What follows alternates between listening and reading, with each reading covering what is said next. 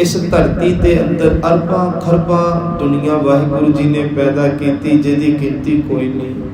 हिंदुस्तान की गिनती इस समय पूरी दुनिया नालों सब तो वध हो गई आ। पहला चाइना की हुंदी सी, हुण जो 2023 का इन्हां ने कढ़िया उहदे विच सब तो वध गिनती जे शरीरां की करियो हिंदुस्तान की हो गई है।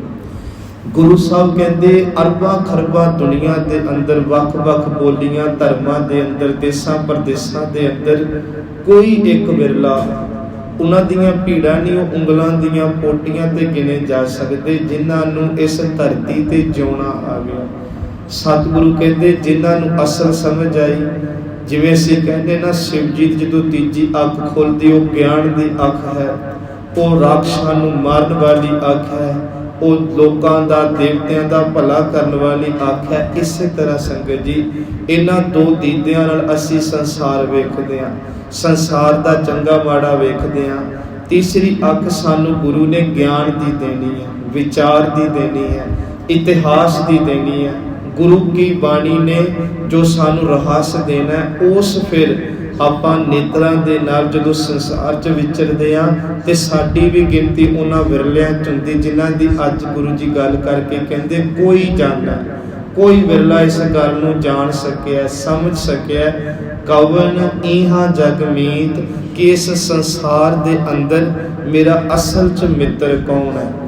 दूजी बेनती जिस होए कृपाल सोई बिद बुझै, जिस मनुख दे उत्ते जीव उत्ते गुरसिख उत्ते वाहिगुरु जी आप कृपालु होवन, उन्हां नूं ये विधि ये जुगती ये तरीका ये चज समझ आउंदा है ताकि उन्हां दी निर्मल रीत जिंदगी जिउण दी जो रौं है वो बड़ी निर्मल हो जाती है। सतगुरु कहते वो इस धरती दे उत्ते कलंकित हो के अपनी आत्मा नूं नहीं लैके जाते, निकलंक हो के आत्मा नूं लैके संसार ते जाते हैं।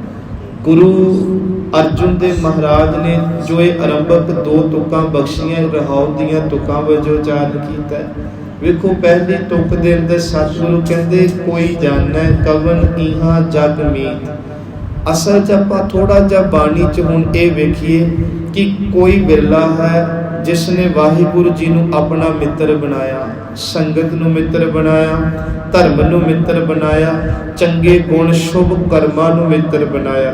गुरु साहब कहते नहीं तां बहुती दुनिया जिन्हां नूं मित्र बनाउंदी आ, गुरु ग्रंथ साहब दे अंदर उन्हां दी किन्नी कुछ पाया मन्नी।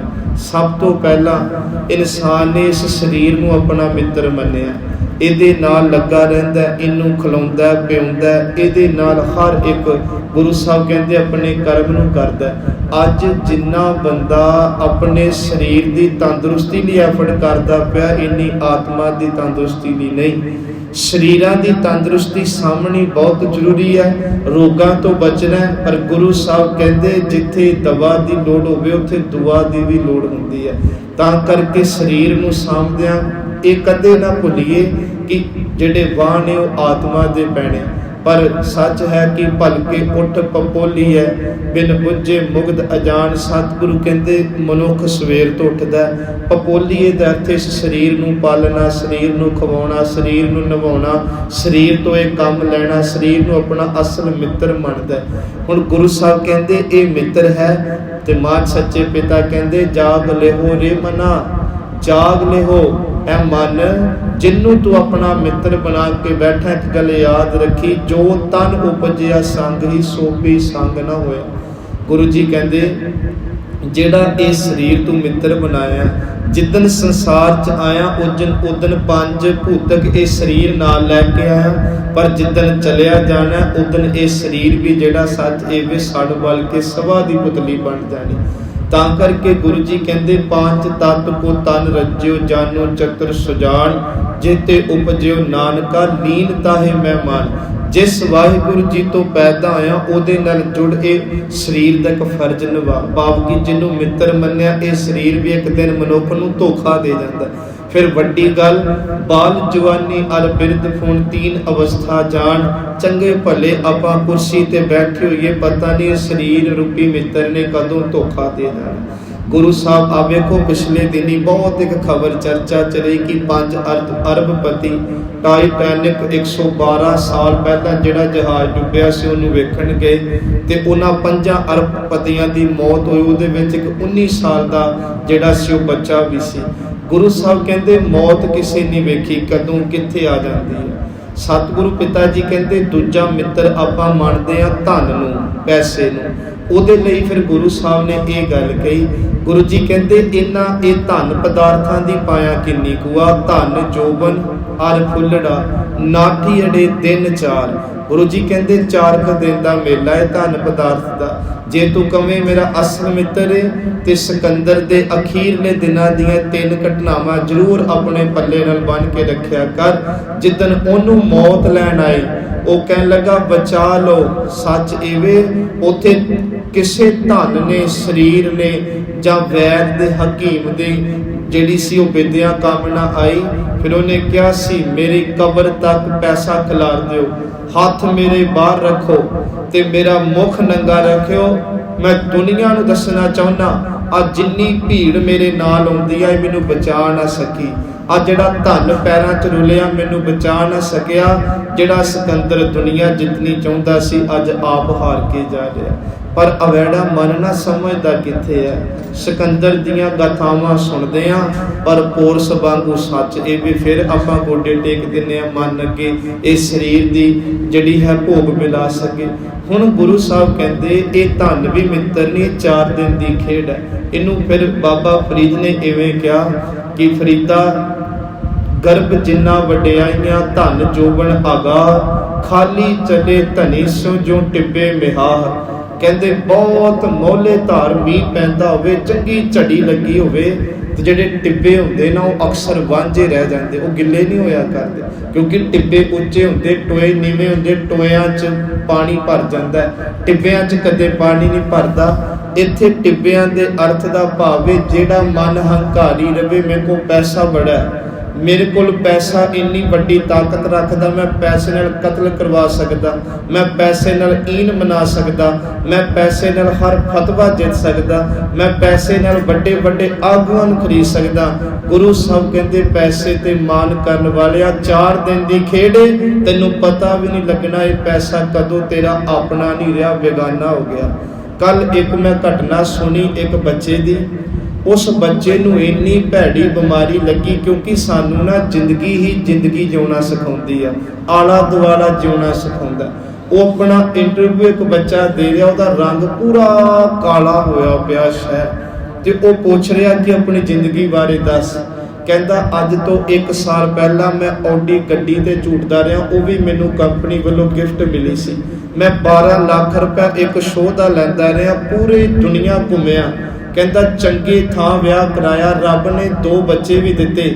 ਫਿਰ ਕਹਿੰਦਾ ਪਿਛਲੇ 6 ਮਹੀਨੇ ਤੋਂ ਸਰੀਰ ਨੂੰ ਇਹੋ ਜਿਹਾ ਰੋਗ ਲੱਗਾ, ਮੇਰੀ ਮਾਂ ਮਰ ਗਈ, ਕਹਿਣ ਲੱਗਾ ਇਸੇ ਦੁੱਖੋਂ ਮੇਰੀ ਗੱਡੀ ਵਿਕ ਗਈ, ਮੇਰੇ ਸ਼ੋਅ ਜਾਂਦੇ ਰਹੇ। ਕਹਿੰਦਾ ਜਿਹੜੀ ਦੁਨੀਆ ਘੁੰਮਦਾ ਸੀ ਅੱਜ ਮੈਂ ਸਾਈਕਲ ਤੇ ਚੜ੍ਹਨ ਤੋਂ ਵੀ ਕੰਨੀ ਕਤਰਾਨਾ ਪਿਆ। ਤੇ ਉਹ ਬੰਦਾ ਲਿਖਣ ਵਾਲਾ ਇਹ ਲਿਖਦਾ ਕਦੇ ਵੀ ਆਪਣੇ ਰੁਤਬਿਆਂ ਤੇ ਧਨ ਤੇ ਪਦਵੀ ਤੇ ਇੰਨਾ ਮਾਨ ਨਾ ਕਰੋ ਕਿ ਜਿੱਦਣ ਰੱਬ ਸੁੱਟੇ ਸਾਡੀ ਬਾਹ ਕੋਈ ਫੜਨ ਨੂੰ ਤਿਆਰ ਨਾ ਹੋਵੇ। ਗੁਰੂ ਜੀ ਕਹਿੰਦੇ ਇਹ 4 ਦਿਨ ਦੀ ਖੇਡ ਹੈ ਭਾਈ, ਜਿਵੇਂ ਟਿੱਬੇ ਖਾਲੀ ਰਹਿ ਗਏ ਉਦਾਂ ਸੱਚ ਜਾਣੀ ਇਹ ਪੈਸੇ ਦੇ ਹੰਕਾਰ ਨੇ ਤੈਨੂੰ ਧਰਮ ਤੋਂ ਖਾਲੀ ਰਹਿਣ ਦੇਣਾ, ਬਾਣੀ ਸੇਵਾ ਸਿਮਰਨ ਸੰਗਤ ਤੋਂ ਖਾਲੀ ਰਹਿਣ ਦੇਣਾ। ਇਸ ਕਰਕੇ ਇਹ ਦੂਜਾ ਮਿੱਤਰ ਵੀ ਸਾਡੇ ਕੰਮ ਨਾ ਆਇਆ।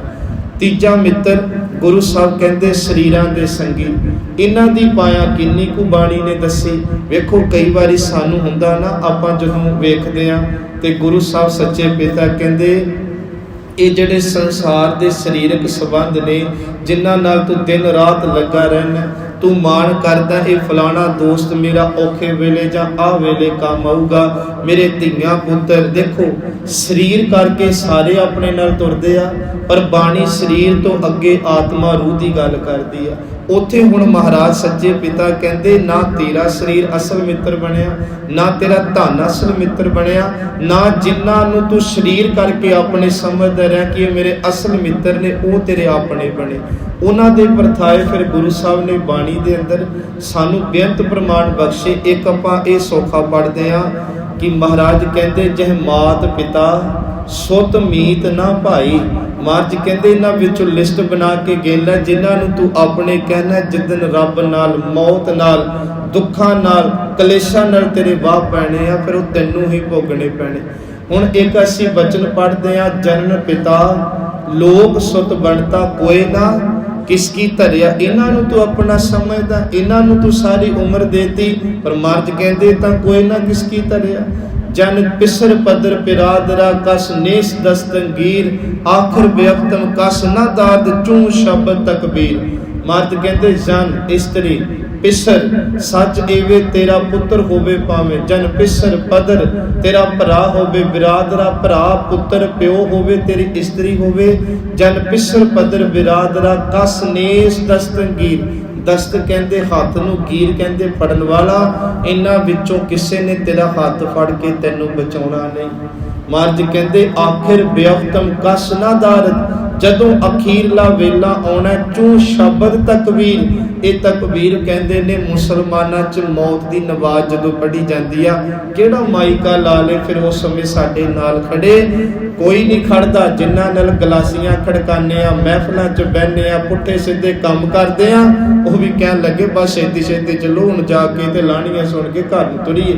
ਗੁਰੂ ਸਾਹਿਬ ਕਹਿੰਦੇ ਇਹਨਾਂ ਲਈ ਆਪਣੇ ਆਪ ਦੀ ਇਸ ਕੀਮਤੀ ਜ਼ਿੰਦਗੀ ਨੂੰ ਰੋਲ ਕੇ ਰੱਖਤਾ ਨਹੀਂ। ਮਹਾਰਾਜ ਕਹਿੰਦੇ ਭਾਈ ਇਹ ਕੋਈ ਤੇਰੇ ਕੰਮ ਨਹੀਂ, ਹਾਂ ਪਰ ਇੱਕ ਸ਼ੈ ਤੇਰੇ ਕੰਮ ਆਉਣੀ, ਜਿਹੜਾ ਸੀ ਉਹ ਬਚਨ ਲਿਆ ਕਿ ਜਹ ਮਾਤ ਪਿਤਾ ਸੁਤ ਮੀਤ ਨਾ ਭਾਈ, ਮਨ ਉਹਾ ਨਾਮ ਤੇਰਾ ਸੰਗ ਸਹਾਈ।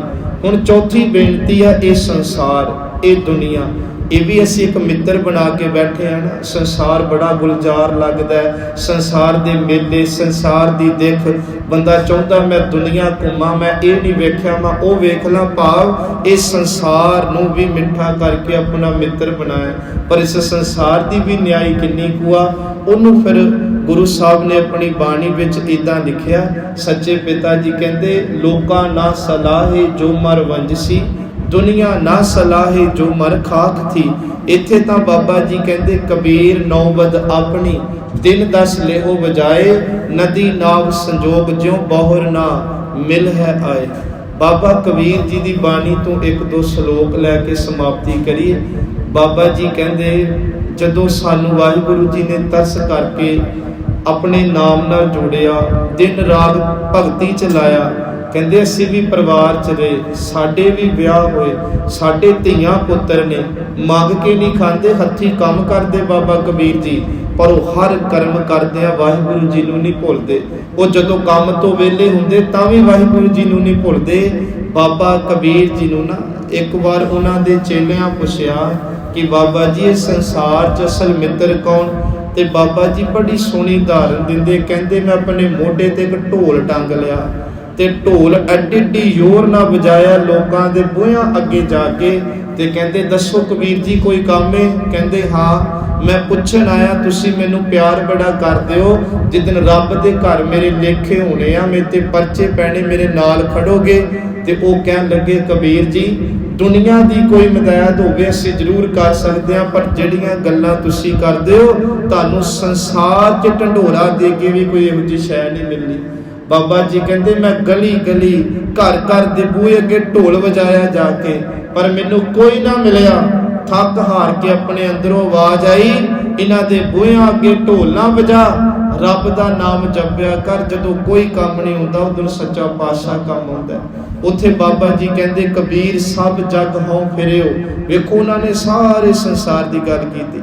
ਕਬੀਰ ਸਭ ਜਗ ਹੋਂ ਫਿਰਿਓ, ਮਾਂਦਲ ਕੰਧ ਚੜਾਏ। ਮਾਂਦਲ ਕਹਿੰਦੇ ਢੋਲ ਨੂੰ, ਕੰਧ ਕਹਿੰਦੇ ਆਪਣੇ ਮੋਢੇ ਨੂੰ ਚੜਾਏ, ਪਾ ਮੋਢੇ ਤੇ ਢੋਲ ਰੱਖਿਆ। ਕੋਈ ਕਾਹੂ ਕੋ ਨਹੀਂ ਸਭ ਦੇਖੀ ਠੋਕ ਵਜਾਏ।